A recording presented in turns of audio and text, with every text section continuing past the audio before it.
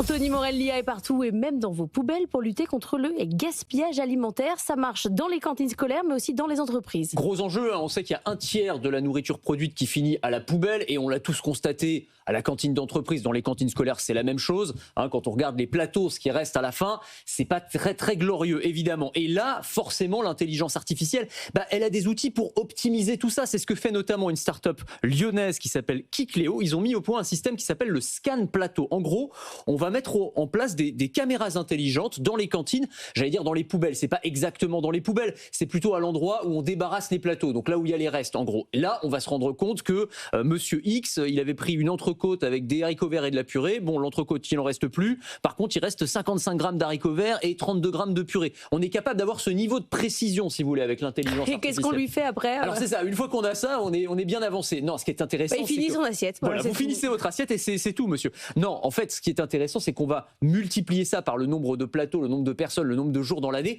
et on se retrouve avec une base de données qui est absolument considérable, qui va permettre en fait à l'intelligence artificielle de détecter des patterns, des schémas, des choses que forcément un œil humain n'aurait pas nécessairement vues. Et ensuite, de faire des recommandations. Ça peut être des recommandations aux cuisiniers pour travailler plus ou moins tel ou tel aliment parce qu'on se rend compte qu'il est plus ou moins populaire. Ça peut être aussi en fonction des moments de l'année. Enfin, il y a des choses en fait que l'humain va pas forcément voir. Mais je sais pas, au moment de la rentrée scolaire, par exemple, dans le restaurant universitaire, peut-être qu'il y a tel ou tel aliment qui va être plus consommé. Et puis au moment des partiels, peut-être que des choses un petit peu moins lourdes parce qu'on est un peu stressé ou parce qu'on a envie d'être plus... Ah oui, c'est assez fin. Oui, c'est assez fin en fait. Et ça, l'IA va être capable de le détecter et de faire des recommandations personnalisées. Mine de rien, cette intelligence artificielle, elle a permis de sauver 400 000 repas de la poubelle en 2 ans. Donc c'est quand même assez intéressant. À mon avis, c'est pas bon pour l'avenir du chou-fleur. Mais ou du brocoli. Ou du brocoli, ça va être dur.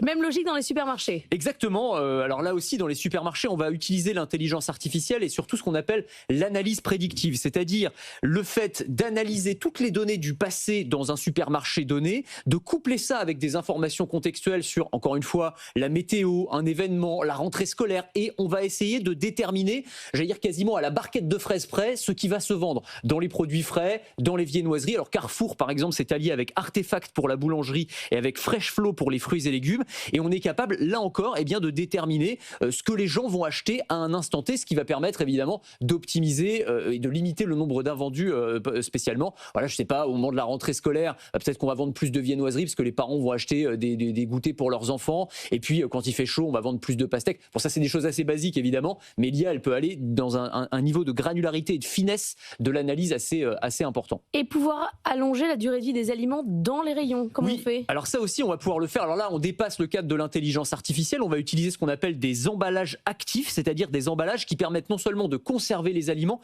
mais d'augmenter leur durée de vie. C'est vrai notamment pour les fruits et légumes, on a maintenant des petits autocollants, vous savez, comme ceux que vous avez sur les pommes, sauf que ceux-ci, ils sont recouverts d'une substance particulière qui sont en fait réalisés à partir des composés que les plantes émettent naturellement pour se protéger des maladies. Et en fait, en mettant ça sur, alors je peux parler des pommes, mais sur n'importe quel fruit et légumes ou produit frais, on va augmenter naturellement leur durée de vie de plusieurs semaines. Et ça va être vrai sur les avocats, sur les citrons, sur les mangues, qui sont des fruits et qui pourrissent très vite en fait.